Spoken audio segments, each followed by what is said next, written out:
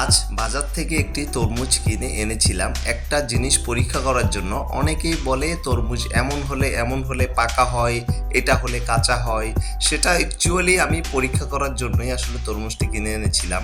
আপনারা দেখুন, তরমুজটি কিন্তু নিচে হলুদ। অনেকেই বলে হলুদ থাকার মানেই হলো পাকা। তারপর এই ফুলটি দেখুন, এই ফুলটি তরমুজের পিছনের ব্যাক সাইডে যে ফুলটি রয়েছে সেই ফুলটি যদি বড় হয় তাহলে তরমুজটি কাঁচা হয়।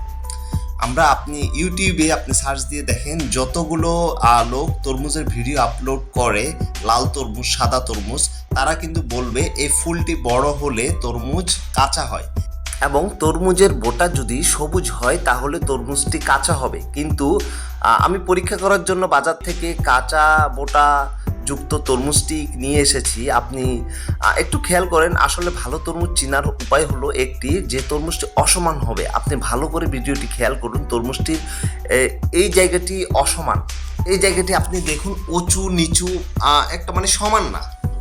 এই হচ্ছে আমাদের ফলাফল। আমি বাজার থেকে একটি তরমুজ কিনে আনলাম যার ফুলটি বড় ছিল, যার বোটা কাঁচা ছিল। তারপর আমি তরমুজটি কাটলাম, কাটার পর লাল হলো এবং এমন লাল হলো যেটাতে দেখবেন আপনি চিনি পর্যন্ত বসে গিয়েছে তরমুজটির মধ্যে। অর্থাৎ বাজারের থেকে তরমুজ কেনার পাকা তরমুজ কেনার প্রথম ধাপটি হলো, আপনি যে তরমুজটি কিনবেন সেটি অসমান হতে হবে। আপনি সমান তরমুজ কিনবেন না। সমান তরমুজ কিনলে সেই তরমুজটি কাঁচা হতেও পারে, পাকাও হতে পারে। আপনি বীজটি খেয়াল করুন, কি ঘন কালো বীজ, অর্থাৎ তরমুজটি ফুল পাকা ছিল। অর্থাৎ যারা ইউটিউব চ্যানেলে বলে তরমুজের ফুল বড় হলে কাঁচা, বোটা কাঁচা হলে কাঁচা, এটা সম্পূর্ণ ভুয়া। আপনি যে তরমুজটি কিনবেন সেটি একটি অসমান তরমুজ হতে হবে। কিনে আনা তরমুজটির ফুলটি দেখুন অনেক বড়, তার মানে এই তরমুজটি কাঁচা হওয়ার কথা ছিল। আপনি ইউটিউবে দেখবেন ফুলটি বড় হলে তরমুজটি অবশ্যই কাঁচা হবে বলে সবাই বলে থাকে।